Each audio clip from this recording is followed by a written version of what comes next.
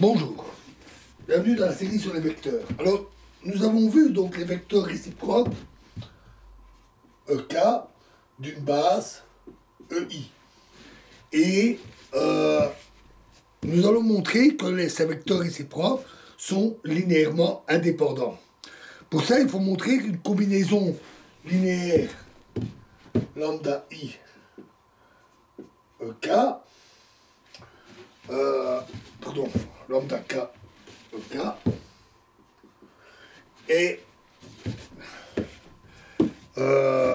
donne un vecteur nul qui donne un vecteur nul alors obligatoirement tous ces lambda K égale à 0. Donc prenons un vecteur quelconque x égale xi ei et multiplions par multiplication scalaire la combinaison linéaire avec x. On a alors lambda k ek fois x est égal à lambda k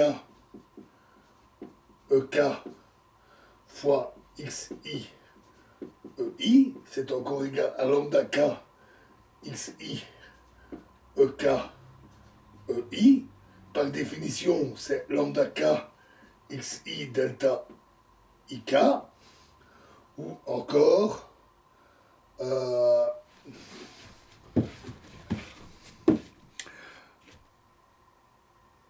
lambda i xi, et puisque ceci est égal à 0, ceci est égal à 0. Et donc, comme ceci, cette relation doit être vraie pour n'importe quel vecteur, donc pour n'importe quel xi, et alors il est forcément nécessaire que chaque lambda i soit nul. Et donc, les vecteurs réciproques EK sont linéairement indépendants. Le système de n vecteurs réciproques forme donc une base appelée base réciproque. Une base réciproque de l'espace vectoriel En. Prenons un exemple. Soit trois vecteurs E1, E2, E3 qui forment une base de vecteurs de la géométrie classique à 3 dimensions. On note V égale E1 fois produit scalaire E2, E3 avec ce V inversé qui représente le produit vectoriel classique de la géométrie. Et on peut alors voir que les vecteurs suivants égale E2, E3 sur V, E2 égale E3, E1 sur V, et E3 égale E1, E2 sur V. On vérifie que ce sont bien les vecteurs réciproques des vecteurs de base et qu'ils forment une base de l'espace géométrique traditionnel. Ils constituent donc la base réciproque. Notons par exemple qu'en cristallographie, ce sont les vecteurs de l'espace de Fourier associés. Donc on les rencontre en physique. Alors, exprimons maintenant les vecteurs de base EI sur la base de vecteurs réciproques. C'est-à-dire qu'on va écrire que EJ est égal à B' EI,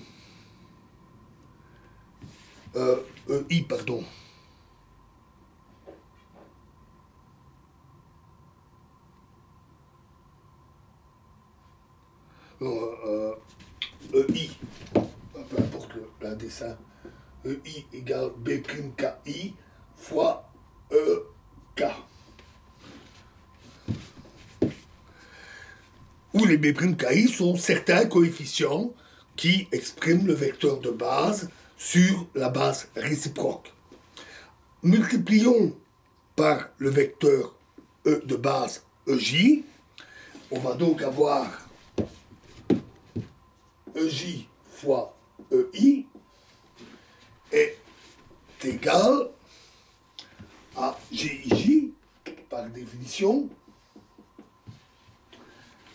et c'est égal à EJ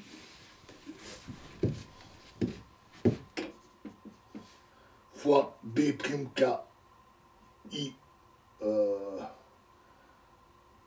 B'KJ K, c'est EI fois B'KI EK, donc j'ai bien EJ.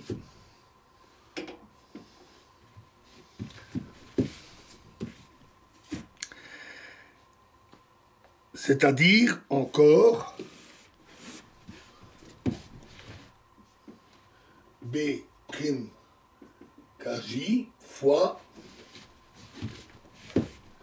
EJ EK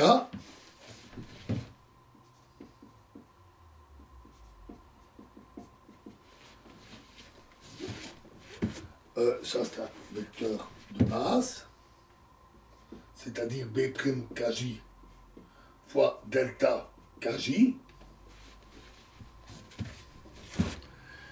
et j'ai encore fait une erreur, c'est I, et c'est égal à B'JI. B'JI. C'est-à-dire que les B'JI sont égales au GIJ. Donc les coefficients de développement du vecteur de base dans la base réciproque ne sont rien d'autre que les GIJ, les composantes de la métrique.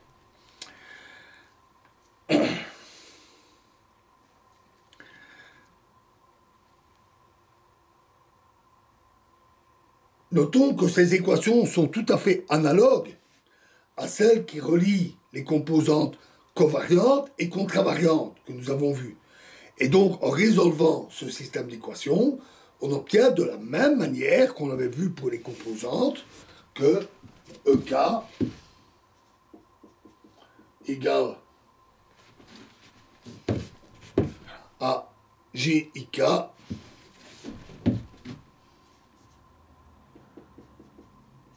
EJ. Donc, le vecteur réciproque s'exprime sur la base de vecteurs à partir des composantes contravariantes de la métrique. Avec GJ est égal, GJ égale A supérieur égale AIJ sur G, comme on l'avait vu. Hein. Alors, reprenons maintenant une base EK réciproque, une base réciproque de EI pour un espace vectoriel EM et un vecteur quelconque de EN. Celui-ci peut être décomposé sur la base réciproque EK sous la forme générale X égale certains coefficients alpha I, EI, sur la base réciproque. Multiplions comme produit scalaire par le vecteur de base EJ, et on obtient, c'est très analogue à ce que nous avons déjà vu, X EJ égale alpha I EI EJ égale alpha I EI, c'est une parenthèse ici, EJ égale alpha I delta IJ égale alpha J.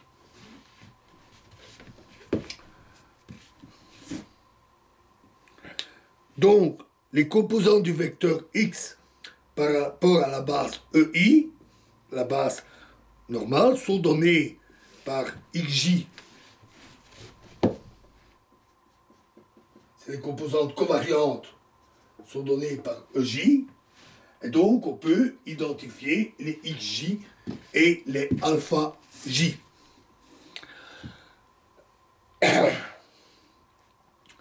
Et donc, on n'a que x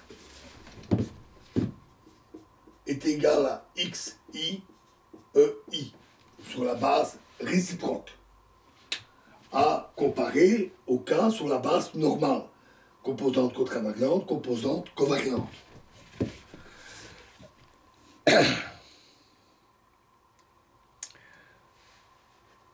Cela montre que les composantes covariantes xi de la base normale sont les composantes contravariantes du vecteur par rapport à la base réciproque.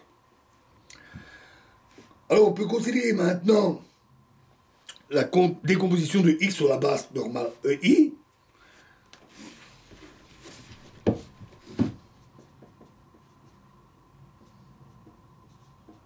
Et on multiplie par EK, c'est-à-dire x EK égale xi EI EK égale xi EI EK fois xi fois delta ij égale xj.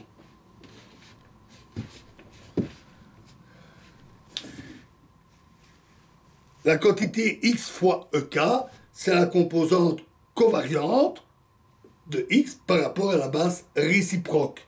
Et cette composante est égale à la composante contravariante par rapport à la base normale. On voit donc que les bases réciproques et la base normale, ou on peut même dire les bases réciproques l'une de l'autre, parce que la base réciproque, après la définition, c'est évident, la base réciproque d'une base réciproque, c'est la base de départ. Donc les bases réciproques jouent un rôle totalement symétrique. Les composantes contravariantes dans une base devenant les composantes covariantes dans l'autre base, et vice-versa. Alors, nous avons aussi utilisé précédemment les produits scalaires des vecteurs de base. Donc, GIJ, c'est ici, égale EI, EJ. Multiplions la relation, donc c'était la relation EK égale GIK, il faut que je la retrouve.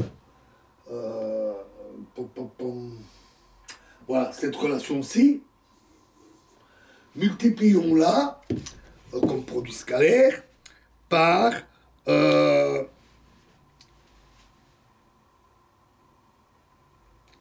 le vecteur de réciproque EI. On a alors EJ, EK,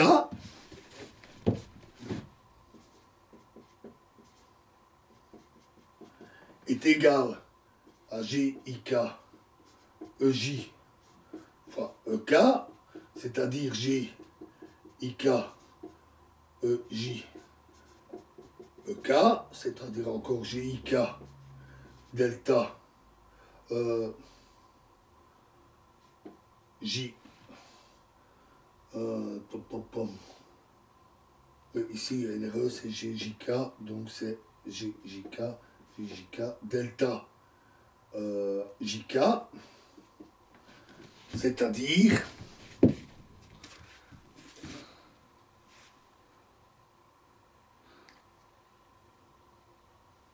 GJK.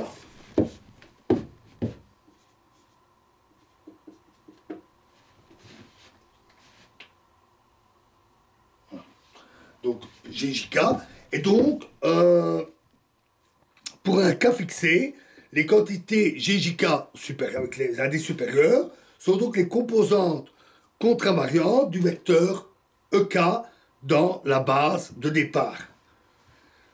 Leur valeur est obtenue en effectuant le produit scalaire des vecteurs réciproques, c'est-à-dire EJ fois EK égale GJK.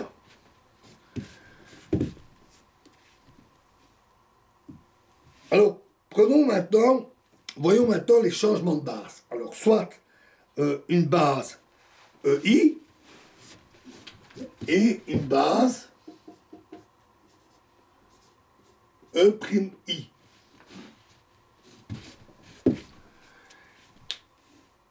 Et on choisit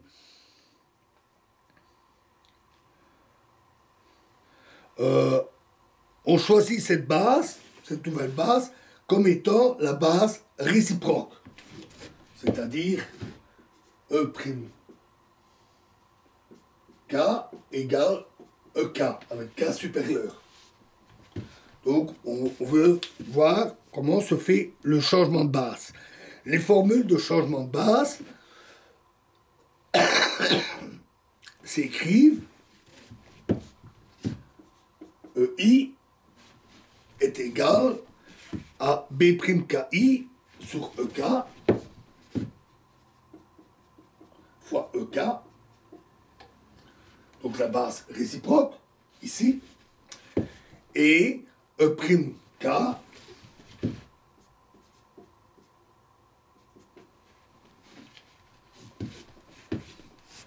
E'K